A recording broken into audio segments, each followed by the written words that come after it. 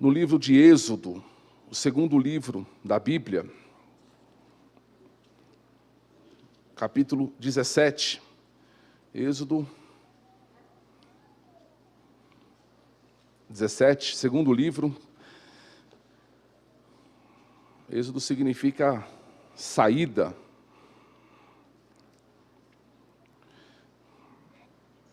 Um livro que fala sobre a saída do povo de Israel do Egito, como Deus resgatou aquele povo com mão forte. E o versículo 7 nós leremos apenas, irmãos. Êxodo 17 e 7.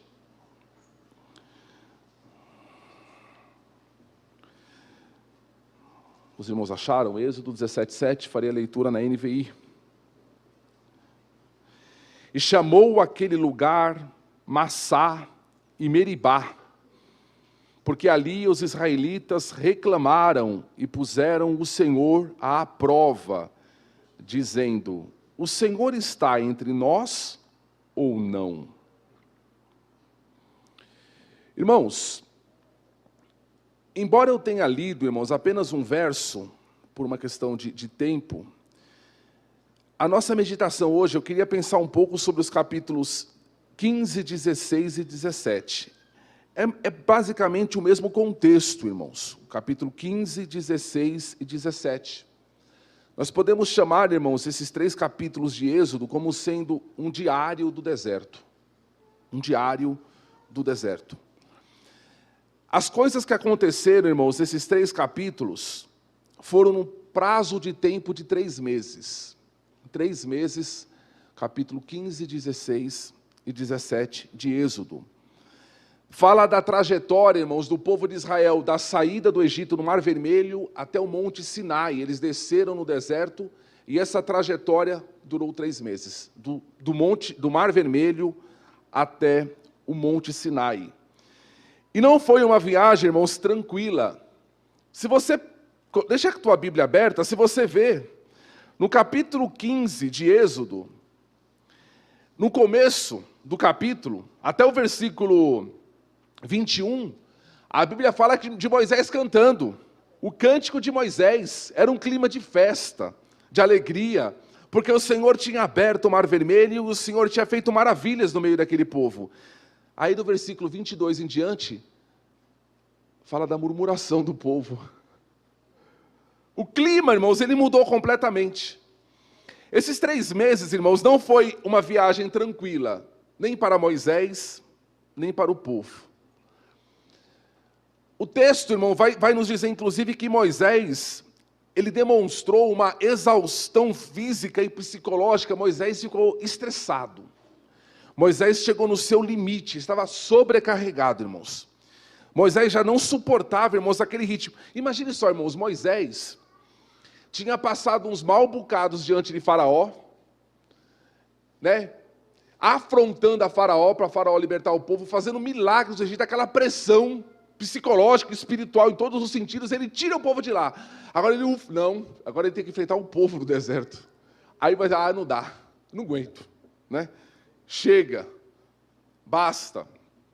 Então esse é o contexto, irmãos, dos capítulos 15, 16 e 17. O povo tinha saído do Egito, tinha atravessado o Mar Vermelho e agora estavam entrando no deserto rumo ao Monte Sinai, liderados por Moisés, guiados por Deus. Depois de passarem o Mar Vermelho, o povo enfrenta então algumas dificuldades, e diante dessas dificuldades, o que o povo faz, irmãos? O povo dá glória a Deus, não, o povo murmura, o povo reclama. Você já reparou, irmãos, que a murmuração é um pecado que a gente acha que só os outros cometem? Porque a gente acha que a nossa reclamação ela tem fundamento. A minha reclamação faz sentido, a dele não. Quando a gente lê, irmãos, isso daqui, a gente fica com raiva desse povo. Fala, povo miserável. Se eu chegar no céu e tiver algum deles lá, eu vou botar para fora. Que povo, né? Porque a gente acha que a nossa reclamação faz sentido. A do outro não faz. O outro está reclamando de barriga cheia. Agora, a minha luta é que você não conhece. E a verdade é que praticamente todos nós murmuramos. E isso o tempo todo. O propósito, irmãos, de Deus levar aquele povo para o deserto, e aí, irmãos, quando você pensa no povo de Israel caminhando no deserto, você pensa na tua vida. O propósito de Deus levar aquele povo para o deserto, se você olhar no mapa, se você olhar no teu mapa, o povo saiu do Egito e fez um U, eles desceram e depois subiram, fizeram um U. Aí você pergunta, meu Deus, por que Deus fez esse povo fazer todo esse trajeto para chegar assim? Porque não foram direto. A Bíblia fala que se eles fossem direto, eles iam encontrar um povo na frente deles. Qual era um povo? Eles tinham que passar pela Filistia. Eles iriam encontrar os filisteus. E os filisteus eram um povo de guerra já fazia muitos anos. Era um povo que já sabia fazer armas de guerra, armas de metais, escudos, espadas, lanças. Israel era um povo de guerra, irmãos? Não. Era um povo que tinha ficado escravo 400 anos. Você pega um povo que ele nasceu escravo, o pai foi escravo a vida toda, o vô foi escravo a vida toda e provavelmente o bisavô foi escravo a vida toda. Aí você coloca esse povo para guerrear contra filisteu. Aí Deus falou assim, eu daria vitória para vocês, mas por causa do baixo estima de vocês iam querer voltar. Então, para não colocar vocês diante dos filisteus, eu levei vocês pelo deserto. Só que o deserto tinha um propósito. Qual era o propósito? Era Deus se revelar para o povo dia após dia. Tanto é, irmãos, que eu dei um nome a essa mensagem dizendo experimentando Deus a cada dia. Experimentando a graça de Deus a cada dia. O propósito de Deus com aquele povo no deserto era que o povo conhecesse a Ele dia após dia. E o povo conhecesse a si próprio dia após dia. Era uma glória, irmãos, que ia se revelar aos poucos. Mas parece que o povo não conseguia aprender isso. E nós também não. Nós também não. Pensa na tua vida, hein? Conforme eu for falando aqui, você vai pensando na tua vida. Quando eles saem do Mar Vermelho, irmãos, eles chegam num lugar chamado Sur, deserto de Sur. Chega num determinado povoado, num determinado lugar, que tinha um poço. Só que a água daquele poço, irmãos, não era potável. Eram águas amargas, diz a Bíblia. O que era isso? A água era salgada. Talvez aquele poço tivesse com muitos sais e a água não dava para beber. Tanto é que eles chamaram o nome daquele lugar de Mara. E a palavra Mara significa amarga. Porque não tinha água para beber. A água que tinha era amarga. E ali chegou um povo que também era amargo. E aí juntou água amarga com um povo amargo e pronto, irmãos. Irmãos, a gente aprende uma coisa, irmãos. Você já reparou que viver em sociedade é como se você vivesse num barril de pólvora que pode explodir a qualquer momento? Viver em sociedade, irmãos, é um barril de pólvora. A tua família, às vezes, é um barril de pólvora. E aí, o que o povo faz, irmãos? Quando eles percebem que a água é amarga e que não poderiam beber aquela água? Vamos procurar um culpado. A primeira coisa, irmãos, quando a gente está passando por uma situação difícil na nossa vida, o que a gente faz? Procura um culpado. Eu preciso achar um culpado. E aí eles encontraram Moisés, se levantaram contra Moisés. Indiretamente se levantaram contra Deus. Está passando por uma situação difícil?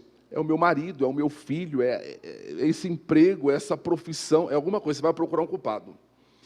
O povo, irmão, se levantou contra Moisés.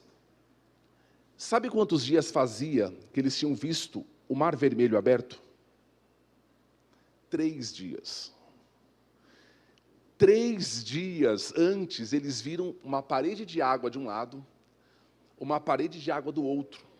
Eles atravessaram com o pé seco, saíram do outro lado, e aí, teve um certo culto que um camarada estava pregando, e ele falou assim, irmãos, Deus fez uma parede de água, de um lado a parede do outro, passou em seco no meio daquele mar, glória a Deus, isso é milagre.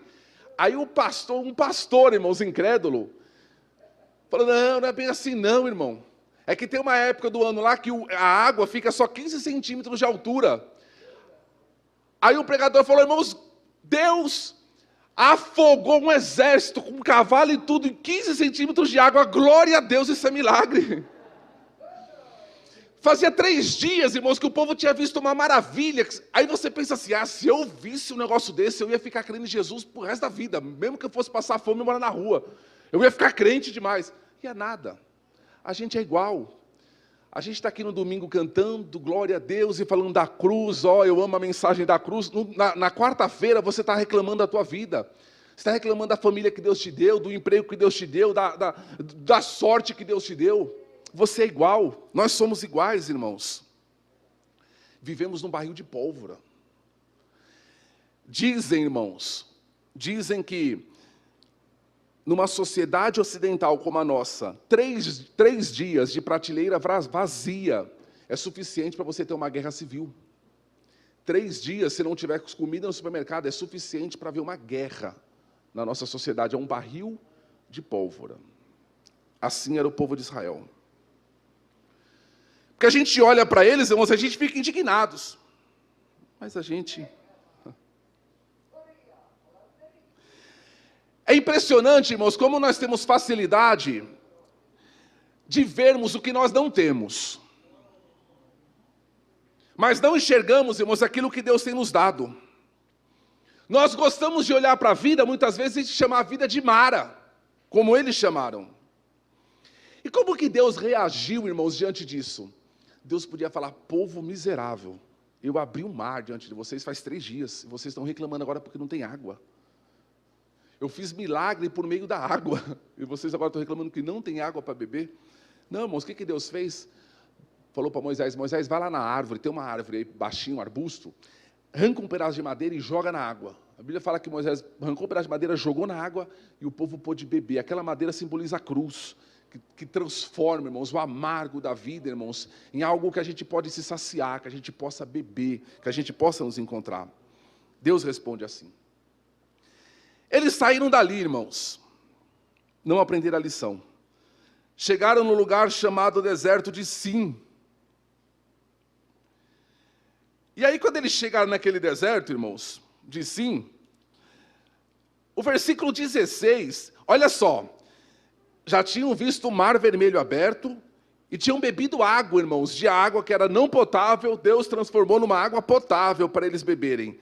Olha o que eles vão dizer no versículo 3 do capítulo 16 e 3.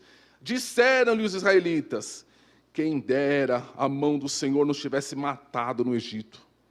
Olha só, Deus quer matar, Deus armou uma arapuca para nós. Ele quer matar a gente nesse deserto, podia ter matado lá no Egito logo, né? Quem dera. Lá nos assentávamos ao redor das panelas de carne, e comíamos pão à vontade. Mas vocês quem? Deus, Moisés e Arão, vocês 3. Nos trouxeram a este deserto para nos fazer morrer de fome com esta multidão. Se você ler, irmãos, o capítulo 2 e o verso 23, a Bíblia fala que o povo estava gemendo no Egito e clamando para Deus dar livramento. O povo já não aguentava mais ser escravo. O povo estava pedindo, Senhor, nos livre do Egito. O Egito era um lugar horrível, agora parece que o Egito virou um lugar bom. Olha, lá nós nos assentávamos e era panela de carne à vontade. Oh, que lugar maravilhoso, que lugar bom era o Egito. Que lugar, irmão, paradisíaco era o Egito.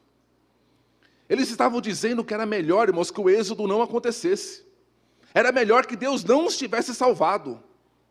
Você já reparou, irmãos, que a murmuração, ela nos faz perder a perspectiva correta das coisas, da vida?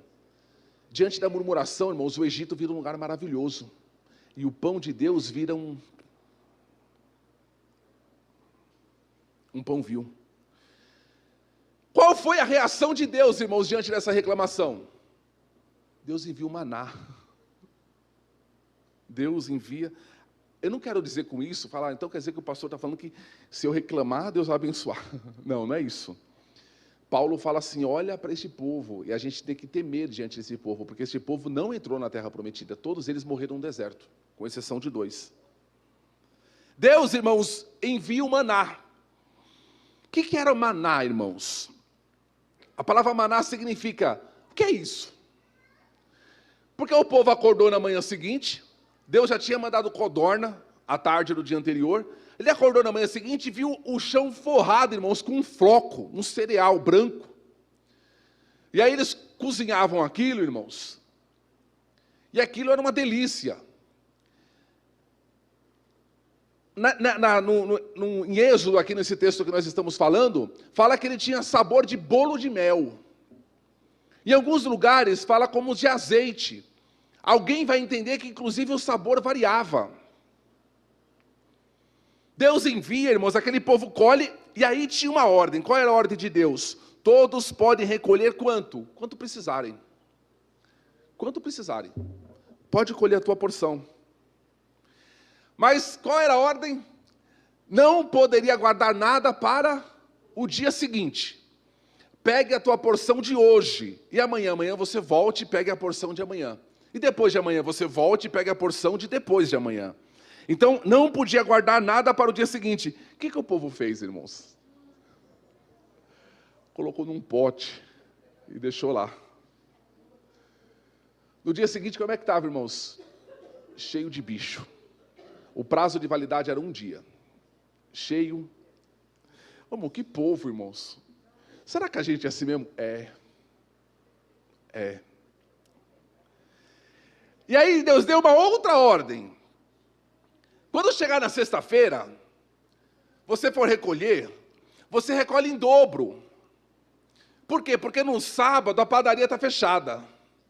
Então você já recolhe da sexta e do sábado não vai cair maná.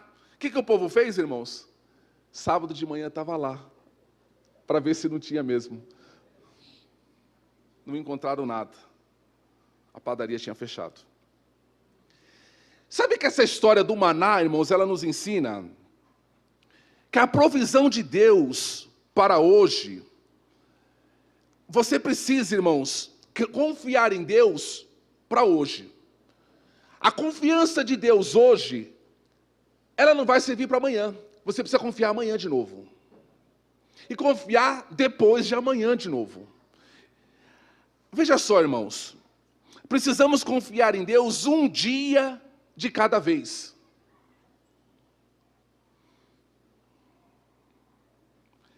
Jesus ensinou assim, quando vocês orar, vocês falam assim: Pai nosso, o pão nosso do mês de maio nos dá hoje. Senhor, está uma crise aí, esse negócio de coronavírus, não sei não, a economia está tudo... o pão nosso de 2021 já me dá hoje, que eu já guardo, Senhor, e já fico aqui todo dia olhando para ele. Não, é o pão nosso de cada dia. Jesus disse assim, basta cada dia o seu, não vos preocupeis com o dia de amanhã. E a gente faz isso? Sabe o que Deus queria? Deus queria que o povo não fosse dormir olhando para o pote de maná. Tinha que olhar para o céu, olhar para Ele. Mas nós gostamos, irmãos. Não tinha outro jeito. Sabe o que acontece, irmãos? O povo deveria descansar, irmãos, não na provisão que eles construiriam, mas descansar na confiança em Deus. Não, mas eu vou colher em dobro, já vou colher para amanhã, porque aí eu vou poder descansar melhor, dormir melhor à noite. Não é isso. Você não vai dormir melhor à noite olhando para o pote de maná. Você vai dormir melhor à noite olhando para o céu, sabendo que o Senhor que cuida de você hoje, cuidará amanhã e depois, senão você não descansa. O homem da Bíblia, irmãos, que dormiu olhando para o pote de maná, a Bíblia o chamou de louco. Aumentou a despensa e guardou tudo, e disse para sua própria alma, come, bebe, folga, porque tu tens alimento para muito tempo. Louco, esta noite pedirão a tua alma. E o que tens preparado, para quem será? Você entende que você não vai descansar olhando para o pote de maná, você vai descansar olhando para Jesus, olhando para Deus, para o cuidado de Deus, para a confiança de Deus. Descansar, irmãos, na provisão de Deus para cada dia. Volto a dizer, no deserto, assim como na nossa vida, Deus está ensinando o povo a confiar nele diariamente. Não se preocupem, pois, com o dia de amanhã. Cremos, irmãos, que para cada dia mau, há um maná já preparado. É como se Deus estivesse dizendo para o povo, o teu amanhã, deixa comigo. Experimente a minha graça, dia após dia, a cada dia. Deus não nos dará hoje a graça para amanhã. Não adianta espernear, né? Ficar, mas Senhor, o meu amanhã. Fique em paz. O amanhã está com Ele. Terá graça de Deus para amanhã. Sabe quando Deus vai te dar graça para amanhã? Quando o amanhã chegar. E o amanhã é só o dia seguinte. Mas a gente quer ter uma reserva de força, de fé, Não, amanhã Ele te dá. Como a gente é egoísta, né, irmãos? Não confie no teu amanhã olhando para o pote de maná. Ele pode apodrecer. Então Deus fará você experimentar uma nova graça quando o amanhã chegar. E aí falar, agora maravilha. Ó, o povo já viu o mar abrir, já viu a água se transformar em potável. O povo agora viu o maná cair.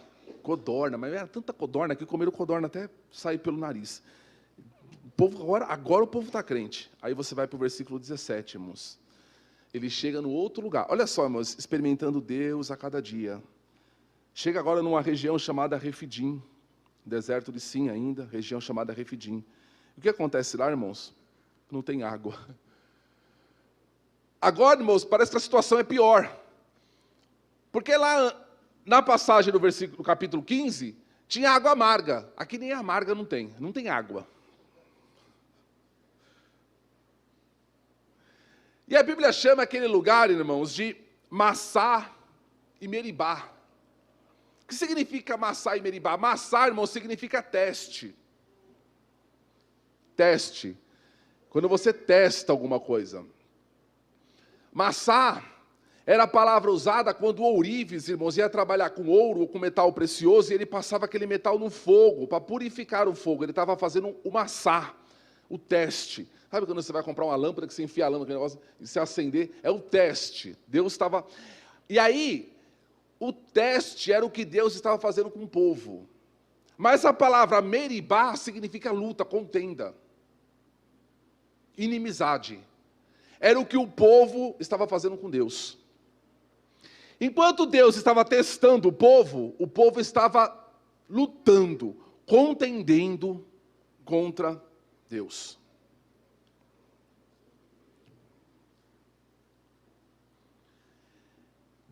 Deus é mestre, irmãos, em nos testar, em nos provar. É interessante, irmãos, que, veja só, a palavra que usa aqui é como se fosse ourives trabalhando com metal precioso. Mesmo o povo sendo como era, irmãos, Deus tratava esse povo como metal precioso. Não é verdade? Podia falar, isso aqui era a forma como o lixeiro trabalhava reciclagem de lixo. Porque o povo de... Não. Era o ourives trabalhando com ouro. O metal é precioso, eu estou trabalhando nele. Deus enxerga a igreja como ouro, irmãos. Como metal precioso. Deus enxerga você como ouro. Como metal que Ele testa, que Ele passa no fogo, que Ele purifica, irmãos. Deus sabe como trabalhar a gente. A jornada do povo no deserto, irmãos, era como se aquele povo estivesse sendo formado no deserto. Você crê, irmãos, que Deus salvou você, Deus está formando você, construindo você, purificando você, tirando as escórias, passando nas fornalhas da vida. E aí, irmãos, quando o povo aqui não encontra água, e o povo começa de novo a reclamar, aqui foi a exaustão de Moisés, irmãos. Moisés viu, irmãos, que a murmuração e a reclamação do povo estava sendo como um vírus, bem atual, né, o assunto. A reclamação é como um vírus, ela é contagiante, irmãos. E ela se espalhou no meio do povo. E a ideia da Bíblia é o seguinte, inclusive o autor aos Hebreus fala sobre isso, que cada nova murmuração que o povo ia fazendo é como se o coração do povo fosse ficando mais endurecido.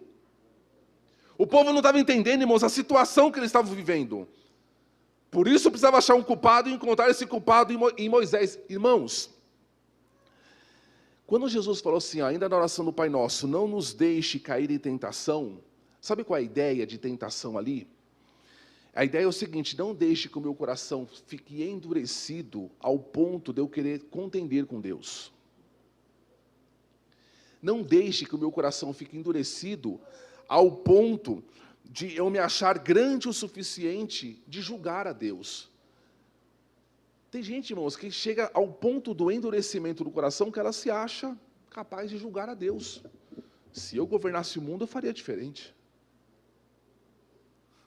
Ah, se eu estivesse no lugar de Deus, faria melhor do que Ele. Tem gente que acha que está nesse ponto. Foi o que aconteceu aqui. Quando Jesus fala, não nos deixe cair em tentação, foi essa tentação que esse povo caiu, de querer contender com Deus, de querer argumentar com Deus. Não, Senhor, o Senhor está errado. O Senhor está me conduzindo por um caminho aqui que não, está errado, é caminho de destruição. Não, o caminho melhor é aquele outro lá, o que eu queria ter ido, o Senhor não deixou. A pessoa para mim era aquela outra lá, o que eu queria ter escolhido, mas o Senhor falou não. A ideia do texto, irmãos, para você ter ideia da gravidade que é e como a gente tem que temer diariamente, dia após dia, irmãos, experimentar Deus com temor e temendo isso. A ideia de um tribunal. A ideia de um tribunal aqui. Massá e Meribá é o tribunal. Qual era o tribunal, irmãos? O povo de um lado, Deus de outro. O povo apresentando uma acusação contra Deus. O Senhor nos tirou do Egito para nos matar de sede nesse deserto. E Deus agora está no banco dos réus.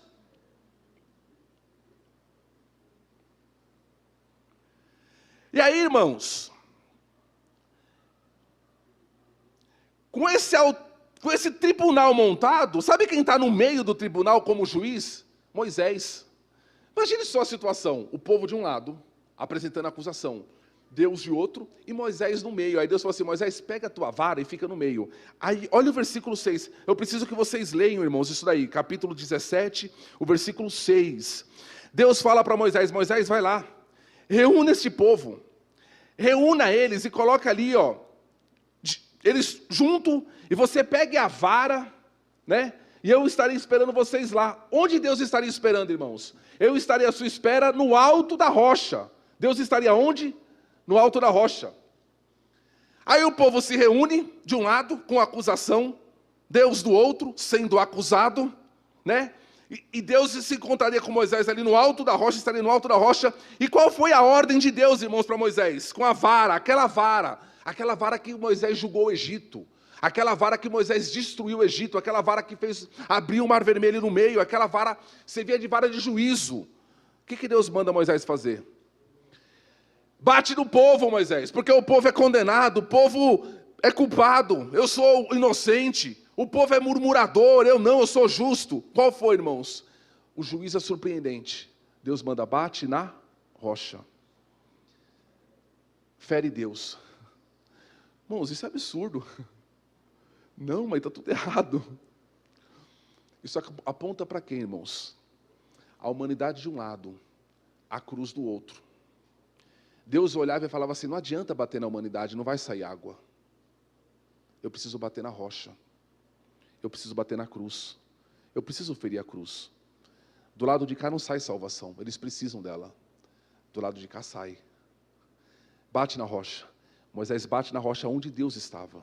Bate como símbolo da cruz, do julgamento. Saiu tanta água, irmãos, que todos beberam. O povo bebeu, os animais beberam. E sabe, irmãos, que a gente pode se alegrar, porque a rocha continua jorrando até hoje. E às vezes a gente é ingrato em não perceber isso, irmãos. É uma reflexão para nós esta noite. Como temos, irmãos, agido diante de Deus nos nossos dia a dia, no nosso dia a dia. Assim como em Meribá, irmãos, hoje muitos estão do lado da rocha, mas estão reclamando. Graças a Deus que outros estão bebendo, irmãos, estão se satisfazendo. Estou satisfeito com Cristo. Não faça, irmãos, de Massá e de Meribá um motivo, irmãos, de murmuração. Massá, irmãos, não é um lugar de você reclamar. Massá é um lugar de encontro com Deus. Massá é um lugar de você ser formado, forjado, esculpido pelo Senhor. E eu quero encerrar essa mensagem, irmãos, te desafiando a você experimentar Deus melhor dia a dia. Como eu faço isso? Às vezes fala, eu sou solteiro, Senhor, parece que eu nunca vou me casar. Cristo é suficiente para você. Cristo vai cuidar de você. Senhor, eu estou com minha despensa lá que eu estou comendo hoje e amanhã eu não sei. Glória a Deus. Ele vai cuidar de você no amanhã. A graça chegará, irmãos, no amanhã. A graça de amanhã, ela está programada já para amanhã. E não vai faltar, irmãos. Não vai faltar. Jesus disse, eu sou o pão da vida. É interessante, irmãos, que quando o maná caía do céu, a mensagem era, eu sou o suficiente hoje. E amanhã eu serei suficiente amanhã. Quando a gente fala hoje, irmãos, justamente hoje participando do pão, irmãos, é como se fosse um maná que caiu do céu, irmãos.